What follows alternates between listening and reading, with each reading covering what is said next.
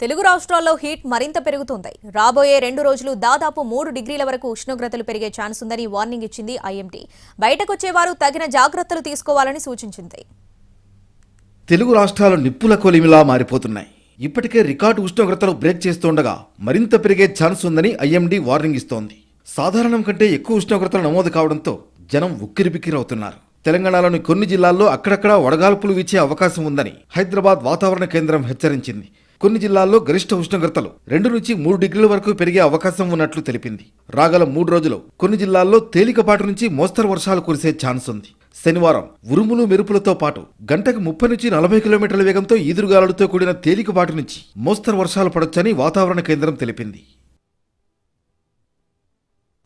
Mannar Gulf నుంచి దక్షిణ తెలంగాణ వరకు సగటు సముద్ర మట్టానికి 1.5 కిలోమీటర్ల ఎత్తులో కొనసాగిన ద్రోణి ఇప్పుడు కోమరిన్ ప్రాంతం నుంచి అంతర్గత తమిళనాడు, రాయలసీమ మీదుగా దక్షిణ తెలంగాణ వరకు విస్తరించి ఉంది. సముద్ర మట్టానికి 0.9 కిలోమీటర్ల ఎత్తులో కొనసాగుతోందని వాతావరణ శాఖ తెలిపింది.